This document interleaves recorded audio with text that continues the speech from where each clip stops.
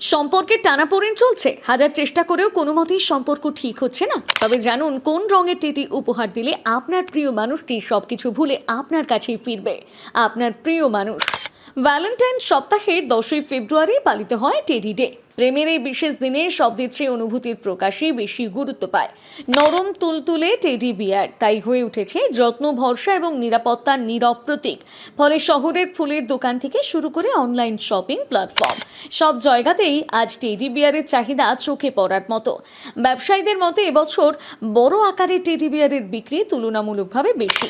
বিশেষ করে লাল ও গোলাপি রঙের টেডি সবচেয়ে জনপ্রিয়। অনেকেই টেডির সঙ্গে হাতে লেখা ছোট ছোট নোট, চকলেট যোগ করছেন, যাতে উপহারের আবেগ আরও গভীর হয়।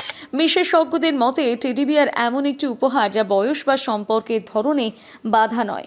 প্রেমিক প্রেমিকা ছাড়াও বন্ধু বা জীবনসঙ্গীকে উপহার দেওয়া যায়, কারণ টেডি কোনো দাবি করে না, বরং পাশে থাকার অনুভূতি দেয়। সম্পর্কের মধ্যে মান অভিমান থাকলে একটা টেডি অনেক সময় বরফ গলাতে পারে।